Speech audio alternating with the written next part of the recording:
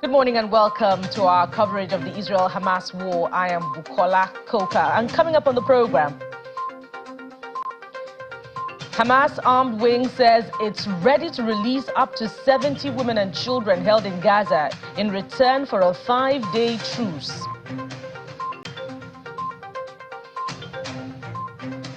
Indonesia's President Joko Widodo urges United States to do more to stop Gaza atrocities.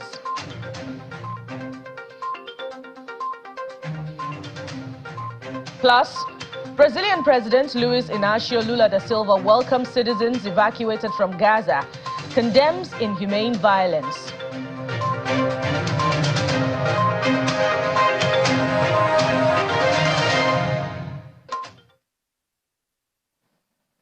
Thank you for staying tuned. Flares lit up the night sky in Gaza overnight, even as Israeli tanks advanced the gates of the city's main hospital. Israeli forces have been battling Palestinian militants in the Gaza Strip for more than a month after Hamas Islamist fighters launched a surprise attack on October the 7th, rampaging through Israeli towns and communities, killing 1,200 people and taking more than 200 hostages. Israel retaliated by bombarding Gaza and launching a ground invasion. The Hamas-run Gaza Health Services say more than 11,000 Palestinians have been killed since the fighting began, and about 40% of them being children.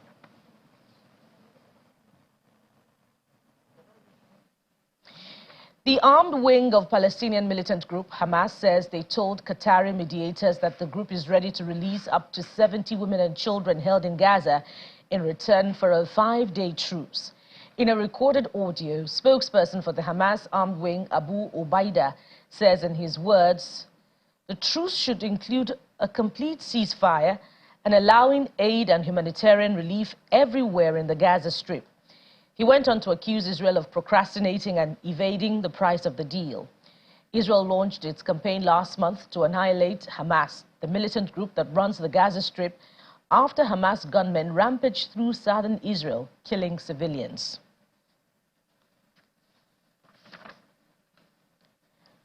And in the meantime, the Israeli army released a video it claims shows the Rantisi hospital in Gaza was reportedly used to hold hostages. According to the Israeli army, a basement facility at the Rantisi hospital had weapons as well as a motorbike reportedly used to transport hostages. It also claims living quarters, a Hamas headquarters, using the hospital's patients as human shields, which Hamas denies. The world has to understand. This is Rantisi Hospital. There is a tunnel. The tunnel is let down more than 20 meters down. The rowboat found a door that is bulletproof. It's explosive proof, so it looks like a hard evidence, a clear evidence that the hospital direction is connected. This is a covered tunnel. It's part of the same floor, and it slides down here. The White House is calling for the protection of patients and hospitals in Gaza. White House National Security Advisor Jake Sullivan says Israel shares the Biden administration's view that firefights should not take place in hospitals in Gaza. He notes that the Israeli government has also said they are prepared to provide fuel to hospitals to ensure they can continue to operate. We do not want to see firefights in hospitals. We want to see patients protected. We want to see hospitals protected. We have spoken with the Israeli government about this, and they have said they share that view, that they do not want to see firefights in hospitals. And you've heard from IDF spokespeople stating things along those lines. The Israeli government has also told us that they are prepared to provide fuel to hospitals to ensure that they can continue to operate, and that for certain hospitals, they actually have not been able to be in communication with the people who are actually running the hospitals. So that's something we will continue to work on. But the position of the United States on this matter is clear. Hospitals should be protected. Hospitals should be able to run effectively so that medical care can be given to patients. And finally, to the extent people need to be evacuated from one hospital to another hospital in order to ensure the continuation of care, evacuation routes have to be safe. And the Israeli government has told us as recently as today that there are and will continue to be evacuation routes for people leaving hospital compounds. So we have been very transparent about the fact that we have limited visibility into both the whereabouts of the hostages within Gaza and their condition. And I said as recently as yesterday that we have 9 missing Americans, 1 missing green card holder, and I cannot look in the eye and tell you how many of those hostages are still alive. We do have information, and I'll be careful about how I characterize that, about some of the hostages and a notion that there are a substantial number of hostages who are not just alive but who could potentially be part of a hostage release. But I couldn't give you a number of exactly how many Americans would be included in that. That's something that we will have to work through as we continue these negotiations. And of course, we won't know for certain until we actually get the release of those hostages and they're safely returned to their families. So that's something we're going to continue to work on.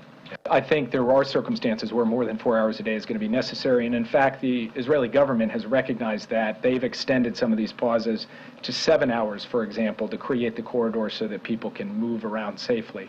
We believe pauses should not be dictated by a strict timetable. They should be dictated by what is necessary to achieve the objectives. And those objectives are safe passage, the ability to move around humanitarian aid, and then ultimately we'd like to see considerably longer pauses, days, not hours, in the context of a hostage release, and that's being actively worked on as well. And finally, Britain's King Charles and Queen Camilla have unveiled statues of the late Queen Elizabeth and Prince Philip, Duke of Edinburgh. Well, we'll take that story later on the program. In the meantime, U.S. President Joe Biden says he's hopeful that hospitals in Gaza would be protected. Mr. Biden's statements to reporters at an event in the Oval Office comes as Israeli tanks took up positions at the gates of Gaza City's main hospital, the chief target in Israel's battle to seize control of the northern half of the Gaza Strip, and where medics said patients, including newborns, were dying for lack of fuel.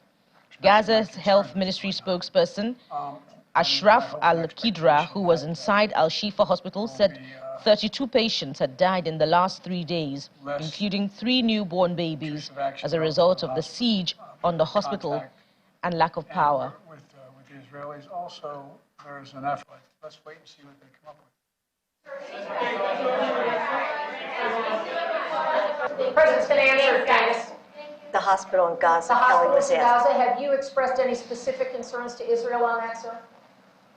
Well, you know, I have not been reluctant in expressing my concerns what's going on. And it's my hope and expectation that there will be less intrusive action relative to the hospital. We're in contact and we're with the Israelis. Also, there's an effort to take this pause to deal with the release of prisoners. And that's being negotiated as well with the Qataris are engaged, and so I remain somewhat hopeful. But the hospital must be protected.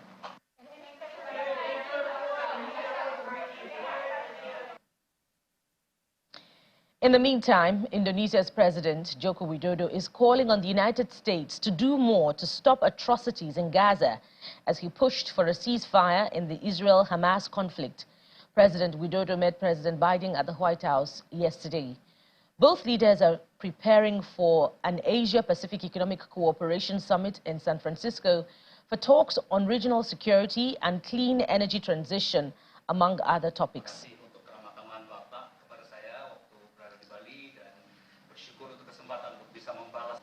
Termasuk pula kolaborasi kita yang lebih dalam untuk menanggulangi krisis iklim.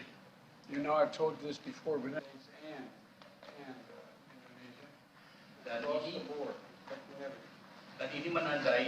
And we're also going to continue to work with ASEAN to advance a free, open, secure, and prosperous Indo-Pacific. And I want to thank you, and I mean this sincerely, I want to thank you for your leadership in ASEAN this year. I really do. It's an honor for me to fulfill the invitation from President Biden to visit Washington, D.C. Indonesia appeal to the U.S. to do more to stop the atrocities in Gaza. Ceasefire is a must for the sake of humanity. Once again, thank you for your invitation, President Biden. Thank you. Thank you. And as we met outside, as you get out of your automobile, we had a very important discussion on climate. The President said, I'm cold. Ketika Bapak baru datang dan menyambut Bapak di mobil, ketika Bapak keluar, kita sudah ada berbicara mengenai topik penting sekali dalam iklim, di mana Bapak mengatakan, saya ini merasa dingin. I told him I could take care of that immediately. Dan saya mau cepat selesaikan hal itu. Well, selamat datang, Pak. Thank you. Thank you all so much.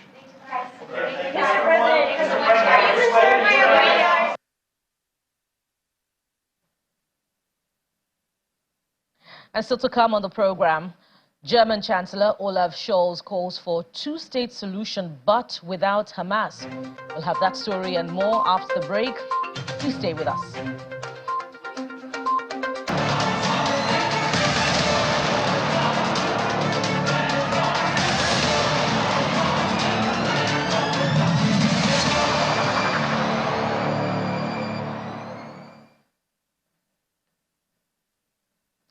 Welcome back. U.S. House of Representatives Rashida Tlaib and other Democratic lawmakers called on President Biden to demand an immediate ceasefire in Gaza at a news conference on Capitol Hill. Ms. Tlaib said repeatedly condemned Hamas's October 7 assault, while also criticizing U.S. support for Israel as the country's military retaliates with bombardment that has killed thousands of Palestinians in Gaza. The Republican-led House last week voted to ensure Tlaib, the body's lone Palestinian-American lawmaker, for her comments about the Israel-Hamas war. However, Congress is considering an aid package that would provide billions of dollars in additional military support to Israel. Delivering humanitarian aid in Gaza, demand the release of all hostages and those arbitrarily detained, demand every American to come home, and demand that Palestinian people to live free from occupation. Thank you. This threshold that we've passed in Gaza, 4,000 children, 10,000 innocent, and the attempts for people to call this, quote, We will not be intimidated, we will not be silenced, and we will not stop until we save lives. We will continue to demand a ceasefire, demand the immediate delivery of humanitarian aid in Gaza, demand the release of all hostages and those arbitrarily detained, demand every American to come home, and demand that Palestinian people to live free from occupation. We are rabbis. We are pastors. We are Congress members. We are surviving family members. We are human beings, and we are bound by our faith to demand a ceasefire now, to demand an end to the violence now, to demand that love and peace and justice and humanity reigns and is at the center of all of our work now, not tomorrow, not next week, not in a month, not in a year, now. Ceasefire now. Ceasefire now. Ceasefire now. Thank you. This threshold that we've passed in Gaza, 4,000 children, 10,000 innocent, and the attempts for people to call this, quote unquote, collateral damage. How unconscionable a term, collateral damage. To sanitize an atrocity, to make it more palatable for mass consumption, collateral damage. We can never accept such a term. The killing of children, the killing of innocent people will never be collateral damage. It is the damage. The problem that we have in the Middle East is precisely because the parties, and both parties, but especially Israel as the dominant party, has refused to negotiate in good faith for a sharing of the piece of land that both peoples live on. And that needs to happen because the future, the safety of the Jewish people and the Palestinian people are intertwined. I mean, how many of these stories do you have to hear? Or do people in our government have to hear in order for them to have the tears they had when Ukraine was getting bombed? For them to have the shock and sadness and sorrow when Ukraine was being bombed?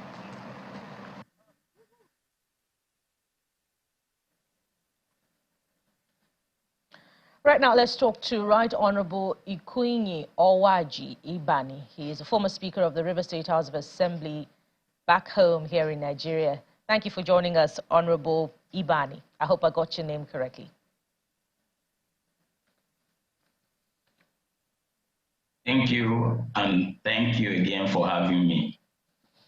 Let's start right away with what seems to be a big story today. That's the armed wing of the Palestinian group Hamas is calling for a sort of negotiation, offering to release 70 women and children, but in exchange for a complete ceasefire.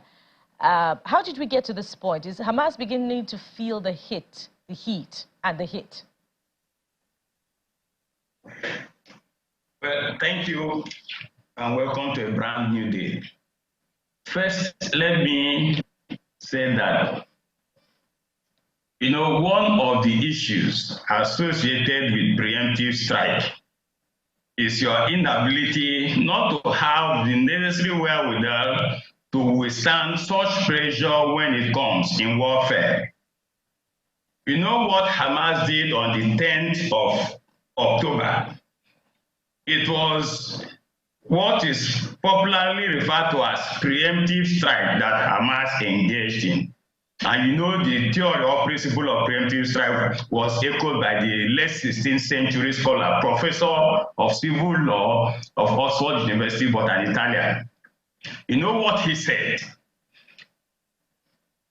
Alfredo Gentili, a professor of civil law, said and argued that as long as men are men and they are sons of Prometheus and not Epimetheus, and as long as reason remains reason, a just cause will always be, a just fear rather, will always be a just cause of a preventative war. First, let me agree with Professor Gentili, because there is no just war, but people will always find just causes to engage in warfare.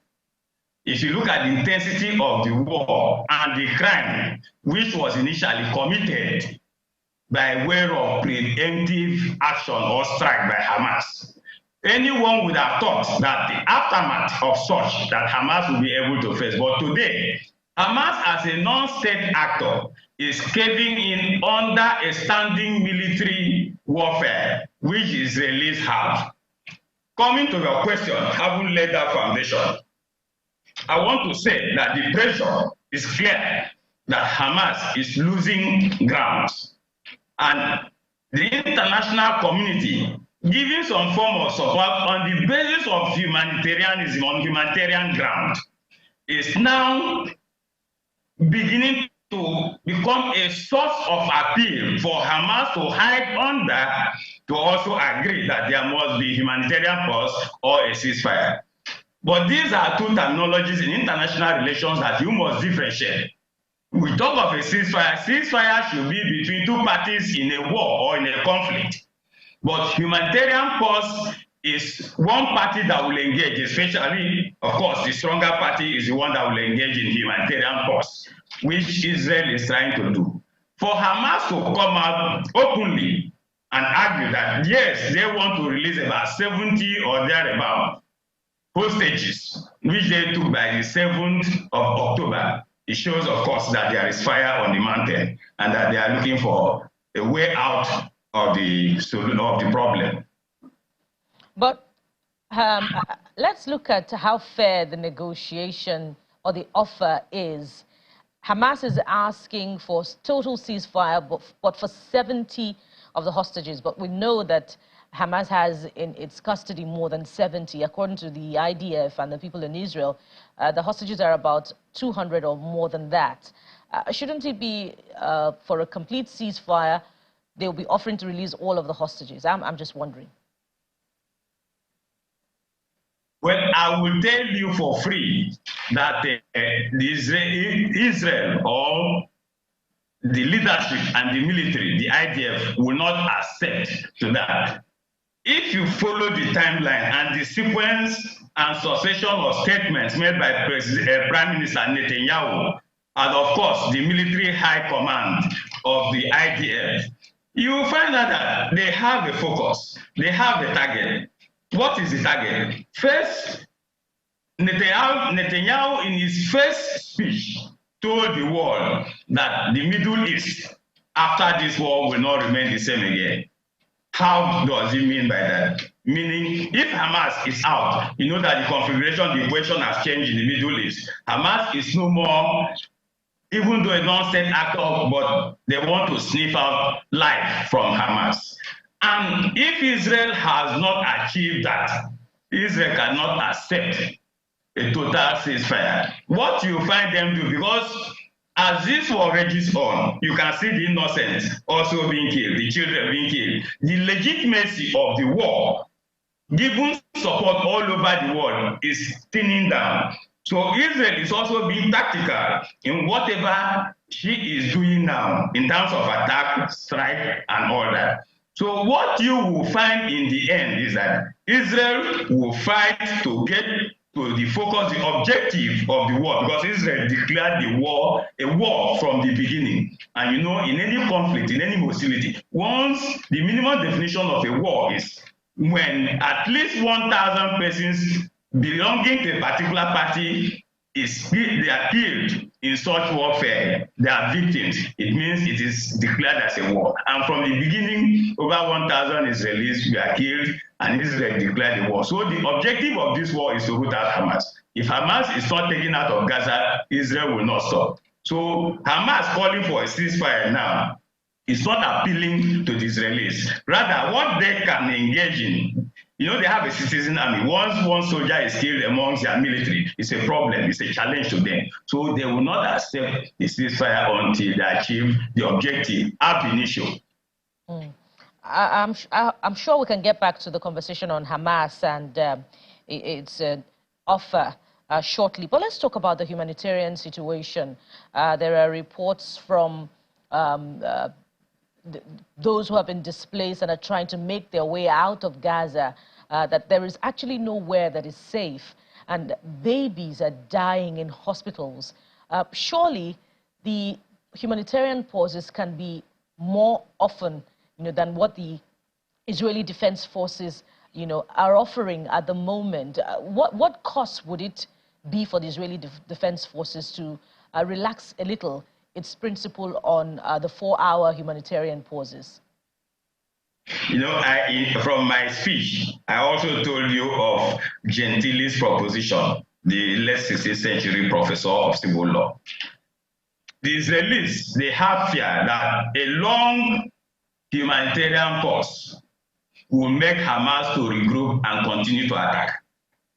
So what the Israeli military is doing now, while they engage and they create the corridor for human beings, because this is one of the first principles of international law, especially when it has to do with humanitarian activity, that humanity is first. So what the military, the Israeli high command, in terms of their military is doing now is to make sure they create such space, such corridor that can make the civilians, the children, the women, the aged, those who are not combatants, to live. But in doing so, you should know that in warfare, all actions, in quote, all actions are just because it's a war situation. What happens, Israel or the IDF cannot give such a long window that will be too open for Hamas to regroup, having decapitated some of their structures, some of their facilities that they use to launch missiles into Israel. But it is my advice, because in this world, you are also dealing as a state actor. Israel should be able to also acknowledge the other sensitivities. There are other countries who are giving support to what those countries are seeing. You find out that the legitimacy, the type of support that has been widespread from the beginning, condemning the action of Hamas on the 7th is also thinning down. So Israel should be cautious about this. Humanitarian aid should be allowed to go into Gaza. Civilians who are non-combatants, given the Geneva Convention and Protocols 1 and 2, that were ratified by several countries, they should be able to also know that when people are watching, especially in the world where you have social media giving us so many contents, that empathy will come. People will sympathize because they are seeing children on the screens of television. Yes. Honorable Ibani, which is costlier? Yes. The lives that have been cut short before they even start off, or the costs of men at the front line, which both sides could incur anyway if the humanitarian pauses were longer. Children are dying. That should be more important. Yes, I agree with humanitarian pauses, but what I'm only trying to think what the Israeli IDF is thinking about. Because they are in a war situation, it's a war condition. They will not want to open their back completely. That is why you are seeing what they do. They give a short gap in terms of humanitarian pause and allow civilians to move. If it is not so, if they are not thinking in that manner, if the situation or condition is peaceful, there will be no need for humanitarian ceasefire or humanitarian pause. But because it's a war situation, which surprises can come anytime, any day, if you know the act of war and the principles guiding wartime and warfare itself, you will know that Israel is not just thinking from the blues. They are beginning to act from the benefit of hindsight, and as one of the strongest military in the world, you should know. But we are concerned, the world is concerned that children are dying, and the appeal of the president of Indonesia, Indonesia is one of the, if not the largest Muslim country in the world.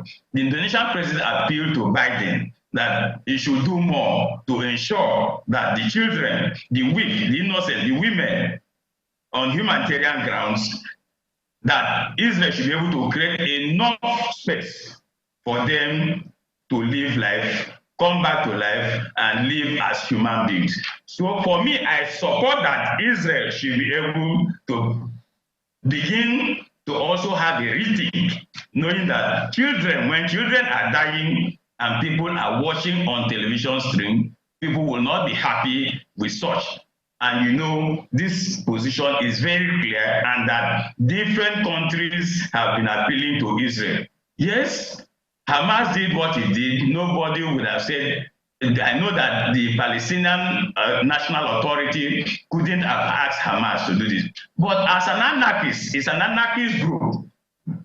Hamas does not believe in the state and the law. That's why they engaged in that. So it is our hope that Israel should be able to listen to wise counsel from all over the world, even in London, in the center of British government in London, that people have been calling for ceasefire. They're not calling for ceasefire for Hamas to attack Israel. They're not calling for ceasefire for Hamas to end the state of Israel, but they are calling for ceasefire because on humanitarian ground.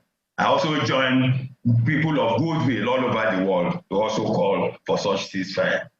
And speaking of Israel listening to wise counsel, it appears there has never been a day off for the U.S. government and the White House as they repeatedly call for the protection of civilians and, for a ceasefire such that aid can get to Palestinians in Gaza.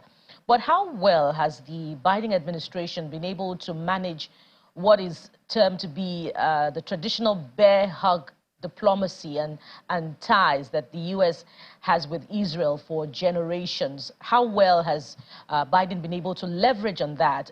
And is it yielding results in your view? Well, yes, I can say that the effort of America is yielding its result. You know that between President Biden and the Secretary of State, Anthony Blinken, they have been doing a lot to ensure that a resolution, a peaceful resolution is reached. And let me also draw your attention to the fact that recently the OIC, the Organization of Islamic Cooperation, also met, even though there was no unity in terms of their presentation and resolution. They also met in the light of what America and other countries are also doing to ensure that there is peace between Israel and the Palestinian people.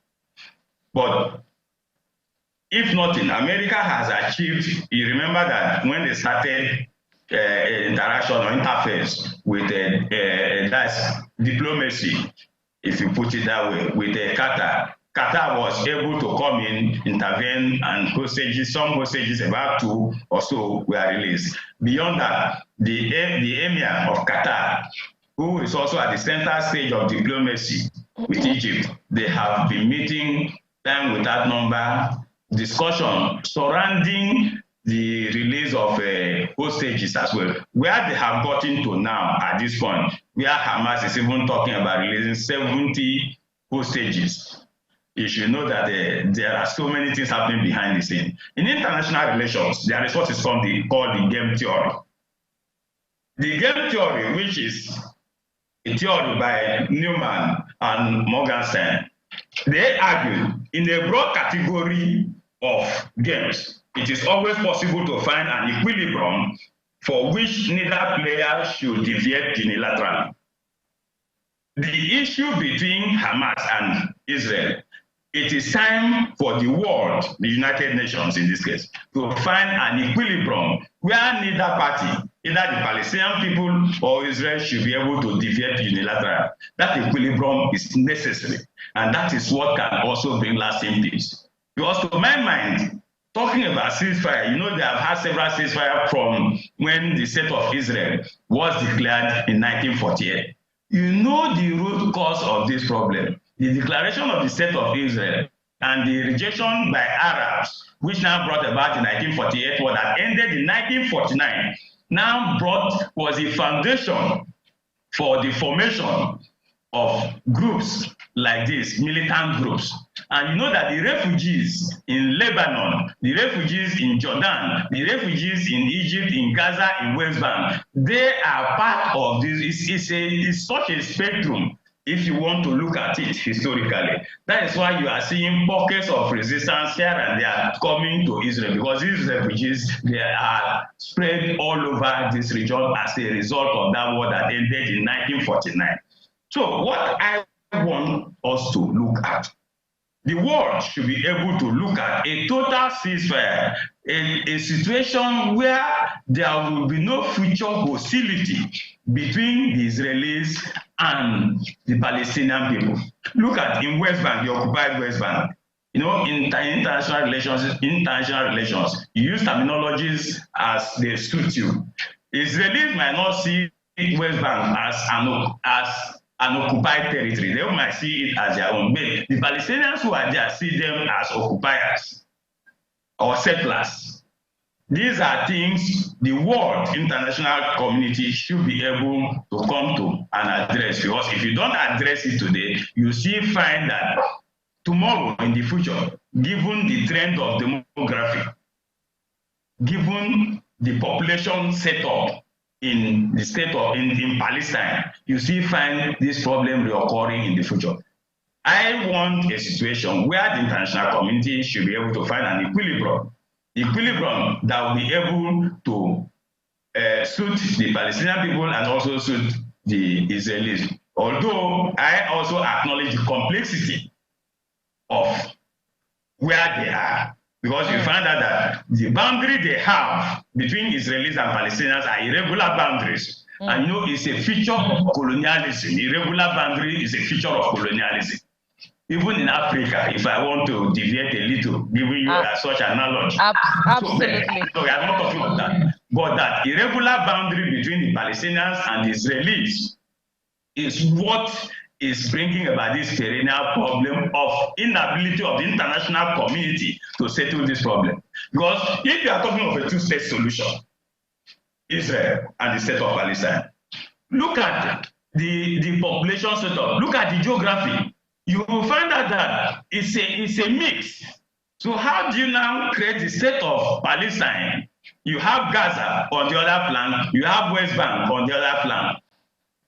So these are issues that deliberately must be looked into and once and for all addressed by the international community. Otherwise, we will still find this situation occurring tomorrow because demographically, the demographic trend is such that they are giving birth to more children who did not fight with their forebears like Yasara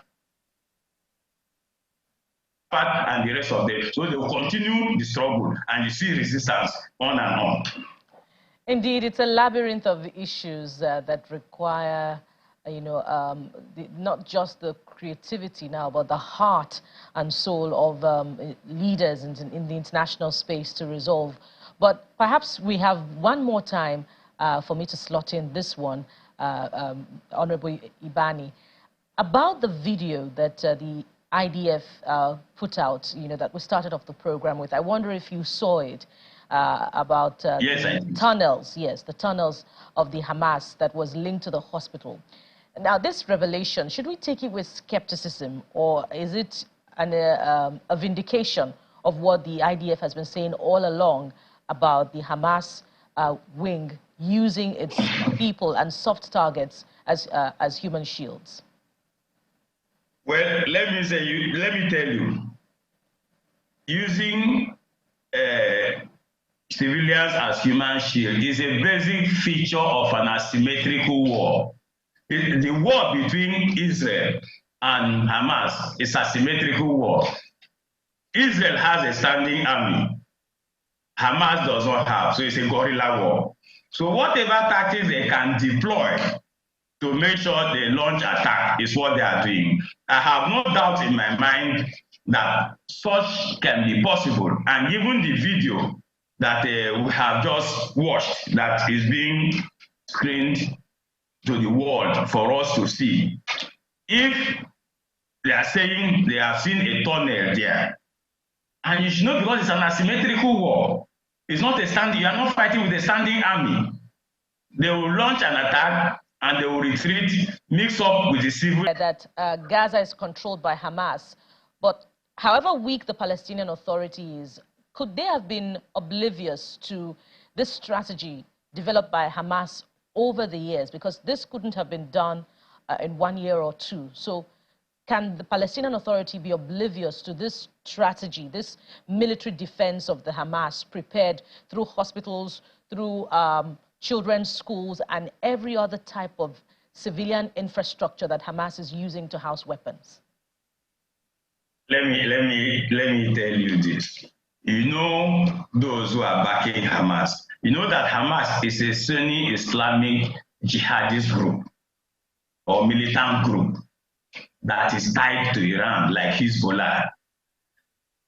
When you hear Nasrallah making statement, you should know that the equivalent statement will be made by Hamas leadership like Haniyeh.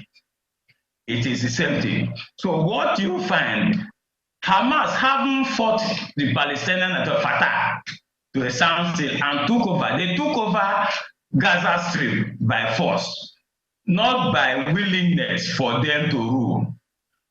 And Fatah or PLO haven't left Gaza for them. Of course, they don't have control. So even if Mahmoud Abbas and the leadership in West Bank, headquartered in Ramallah, saw what was happening, there wouldn't have been anything they would do because Hamas became an independent group deciding its political future, economic future, and others. Basically, I'm expecting you to also inform me in a little way, having this background that if Hamas is dealing with Iran, Hamas is dealing with Syria, and others who do not love or like the state of Israel. You should expect such. And there is nothing Mahmoud Abbas and the leadership of Palestinian National Authority in West Bank, headquartered in Ramallah, will be able to do. So for this, I will not blame the leader of Palestinian National Authority in West Bank. This is purely Hamas strategy, knowing that they have those countries that are backing them with military equipment or hardware, and they felt that they can do this. That is where I feel, as an internationalist, that is coming from. Looking at the broad scenario, because you don't need to short-circuit it. You need to think wider and look at the variables that are playing out in this current conflict. You find out that Hamas had such courage coming from somewhere, and they could have done that over the years, even unknown to the Palestinian National Authority leadership in Ramallah. Indeed, the coming days will be quite telling as far as this conflict, ancient conflict, is concerned. It's been an exhaustive time with you, Honorable, Right Honorable Ikunyi Owaji Ibani, former Speaker, River State House of Assembly. Thank you very much for your time and contribution on the program. Thank you for having me. Let me say that, anarchists, resistant organizations, even when the British were given the mandate to oversee the territory called Palestine, even the Israelis during that time, there were two groups that fought the British. I'm sorry. And the Stan. I'm sorry, Honorable Ibani, that's all we have time for. That's all. So thank you so we have much. time Thank you for having me. the program. So there should be peace. Yes, thank you so much. And there's more on the program. Deaths in the Gaza Strip are becoming more worrying to the Saudi government, resulting in an emergency meeting on the sidelines of the Saudi-Africa summit in Riyadh, which once again called for a ceasefire for humanitarian purposes. Spokesperson for the King Saudi Relief Fund, which coordinates the kingdom's humanitarian aid to Gaza, called for an end to the war as the number of women and children killed continues to rise. He warns that the war in Gaza could result in more wars in the near future. He was speaking to our foreign affairs correspondent, Amarachi Ubani, on the sidelines of the Saudi-Africa summit in Riyadh. Thousands of people have been killed in Gaza in over 4 weeks since the Hamas attack on Israel on October 7th. And with the Israeli airstrikes becoming more frequent, Gaza authorities say over 11,000 people have died, more than 4,500 of them children. The situation in Gaza is worrying for Saudi Arabia, which has joined other Arab nations in providing humanitarian aid and medical supplies in the course of the war. A spokesperson for King Saud Relief Fund, Dr. Samir Al-Jatali, who was at the Saudi-Africa summit in Riyadh, said he was there to raise awareness on the devastation in Gaza. Yeah, I tell you that 70% of the total people killed, they are women and children. 4,400 child has been killed. UNRWA is saying that as we talk over now, me and you, in every 10 minutes, one Palestinian child killed because of the Israel and 2 wounded. So as we're talking now, probably in the last 10 minutes, 1 Palestinian child has been killed and two wounded. This has nothing to do with Hamas, actually. And the other thing, let me tell you, give you another example. Israelis tell the Palestinian, leave the north and go south. Do you know that 30% of the people moved to the south has been killed till now? So those people followed the order of Israelis, and they left the north going to the south, and still they are attacked. The hospital has been attacked just for the lie, telling that Hamas members, they are in hospitals. Nobody could prove that there is Hamas members inside those hospitals.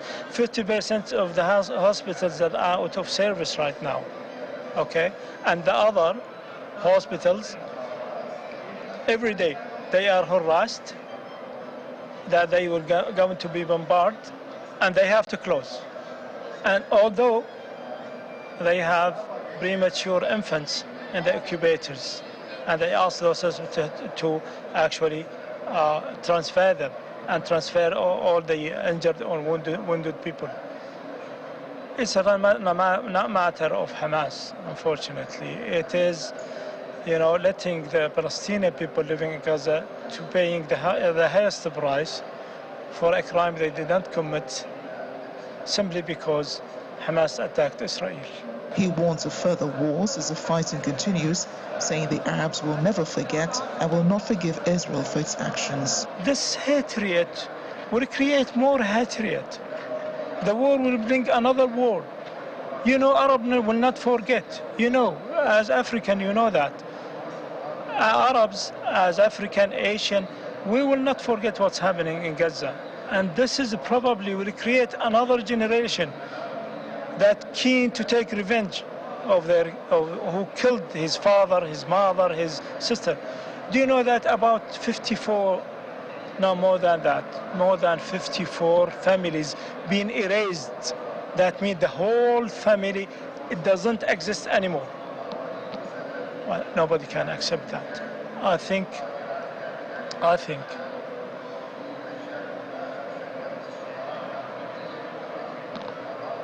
if Israel will not listen to the wisdom, to the word in general, they will going to pay the price later on. If not now, they're going to pay it later on. Arab and Muslim leaders decried what they called war crimes by Israel in Gaza in the emergency meeting on the Strip on Saturday. They demanded the UN Security Council take a decisive and binding decision to impose a cessation of aggression. Whether that will impact on the war and Israel's decision is yet to be seen. Here in Riyadh, Amarachi Ubani, Channel Television News. German Chancellor Olaf Scholz has reiterated his stance that a two-state solution was the way forward for any lasting peace, but said this would only be possible without the Islamic organization Hamas. Speaking at an address to the German Trade Union Congress, Mr. Scholz said, "We are committed to ensuring that everything possible is done to ensure that the hostages are released, and of course we also have a clear perspective, because lasting peace will only be possible if Israel and a Palestinian state can coexist peacefully. The two-state solution is something that we have always advocated, and also now and in this situation, because it is about a perspective.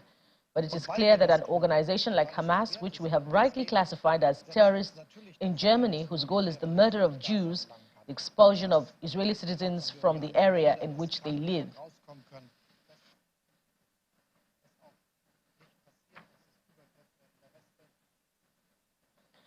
And President Luiz Inácio Lula da Silva has welcomed 32 Brazilian nationals that his government helped evacuate from the Gaza Strip this week following a month of negotiations, receiving them at the Brasilia Air Base after a nearly day-long flight.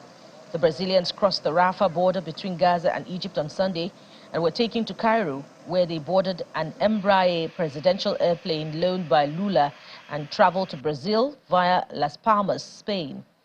Lula greeted passengers with hugs and kisses after their arrival late on Monday evening, offering his support to Brazilians still in or arriving from the Gaza Strip and condemning the killing of civilians in Gaza. The flight was the 10th in an operation launched by the South American country last month to repatriate citizens in Israel, the West Bank and the Gaza Strip after a war broke out on the region last month. Já perdi muitas amigas nessa guerra.